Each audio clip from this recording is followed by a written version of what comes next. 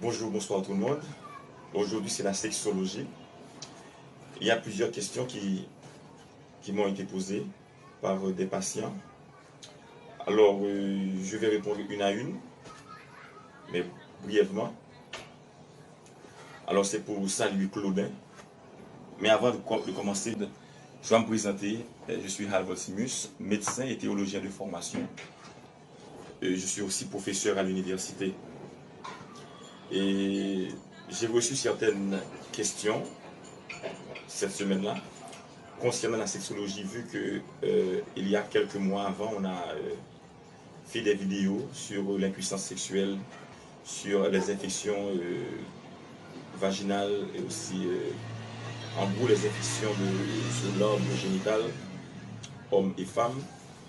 Et là, il y avait des ambulants sur ma chaîne YouTube, et donc on a profité de ça pour me poser des questions auxquelles maintenant je vais répondre. La première question, c'est Claudin. Est-ce que c'est un problème si une femme ou bien un garçon par jamais masturbé? Alors ça, c'est la première question. Je vais répondre rapidement. Et c'est pas un problème parce que la masturbation, c'est une question de choix. C'est ni bien ni mal. Et encore, il n'y a aucun jugement dans ce que je vais dire. Alors, on peut choisir de faire la masturbation. C'est quoi la masturbation? C'est se procurer du plaisir par une méthode manuelle. C'est-à-dire, on essaie de caresser son sexe. Et donc, avec tout ça, et ça nous donne, ça procure vraiment du plaisir. Et ça nous met en contact avec nous-mêmes. Mais en contrepartie, si on ne le fait pas, il n'y a aucun jugement, il n'y a aucun problème à ça. Deuxième question. Quelles conséquences ça a gagné une femme ou bien un garçon à pratiquer masturbation? Il n'y a pas de graves conséquences à pratiquer la masturbation. Mais je dois vous dire, pour les hommes, après une éjaculation, le liquide, alors le sperme, devient moins fluide. Et donc la consistance va être remise à la normale après 3 jours.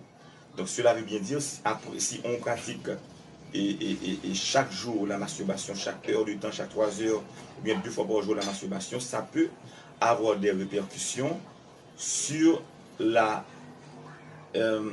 fertilité. Ou bien ça peut empêcher, alors parce que ça diminue et la quantité de spermatozoïdes qu'on devrait avoir pour être fertile. On dit que c'est 60 à 120 millions de spermatozoïdes qu'on doit avoir. Mais normalement, si on pratique la masturbation, alors la quantité va diminuer et ça peut rendre la tâche beaucoup plus difficile. Ça, c'est chez l'homme. Mais pour la femme, il n'y a presque aucun effet négatif. On peut pratiquer la masturbation, c'est que ça, c'est juste, on se procure le plaisir, donc il n'y a pas d'effet négatif. Dans quel âge une femme ou un garçon capable de faire petite, spécialement fille? Bon, ça, on dit souvent que la femme doit enfanter avant, la femme doit concevoir avant 35 ans et l'homme avant 40 ans. Mais il n'y a pas un âge normal, on dit voilà, on doit tomber enceinte. Non, non, c'est pas ça. Parce qu'il y a tellement de facteurs qui entourent cette volonté-là. On peut dire que il y a des facteurs sociaux. Est-ce qu'on est prêt pour l'avoir? Il y a aussi le fait d'être prêt psychologiquement, mais normalement biologiquement. Alors, il n'y a pas un âge. Une fois que on a eu ses premières ménages, ses premières règles, pardon, on peut tomber enceinte. Donc ça dépend de la personne. Et certaines personnes sont plus robustes que d'autres psychologiquement et physiologiquement aussi. Donc il n'y a pas un âge, mais on dit souvent la femme doit tomber enceinte avant 35 ans et l'homme avant 40 ans. J'espère avoir répondu à toutes les questions.